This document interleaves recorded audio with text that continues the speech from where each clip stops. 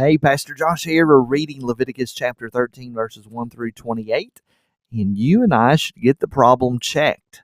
If there's something that is bothering us, if there's something that may look like it might not be right, we should get it checked. We have come to a point in the reading of Leviticus, chapters 13 and 14, that will deal with skin problems and skin diseases and even issues in the house. It is translated as leprosy, but more than likely, we're not talking about leprosy properly as we understand it, but we're talking about all kinds of various skin diseases, problems, and molds. But there's an issue on the skin.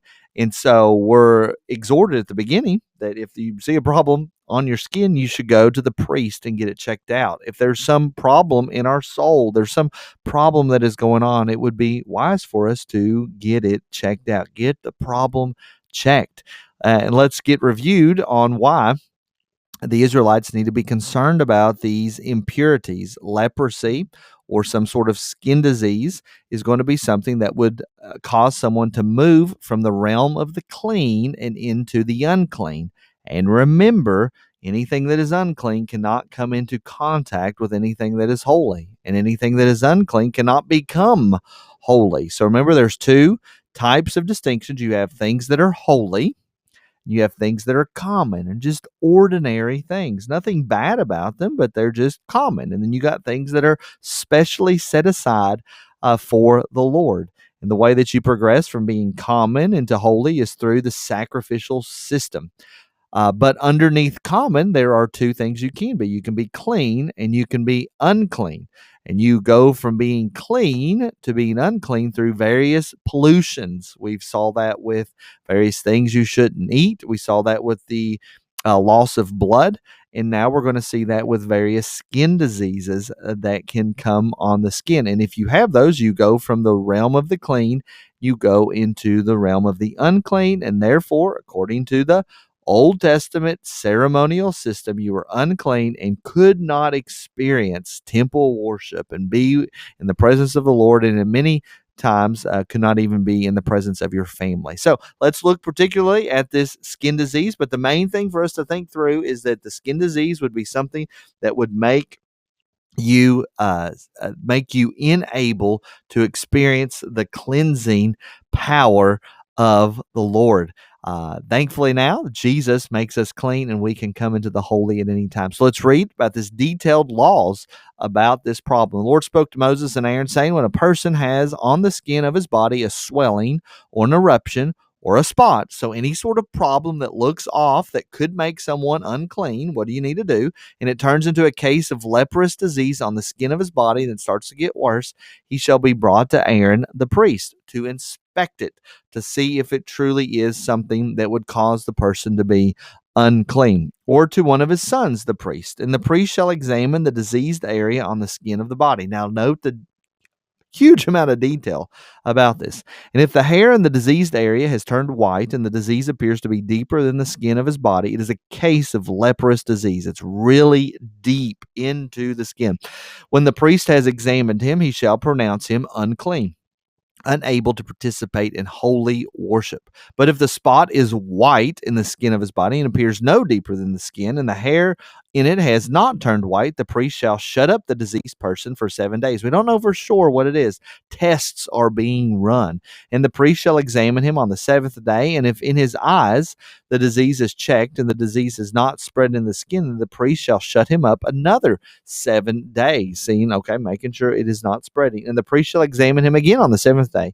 And if the diseased area has faded and the disease is not spread in the skin, then the priest shall pronounce him clean. He is clean and not unclean. It is only an eruption, not something that would make you ceremonially unclean. He shall wash his clothes and be clean. But if the eruption spreads in the skin after he has shown himself to the priest for his cleansing, he shall appear again before the priest.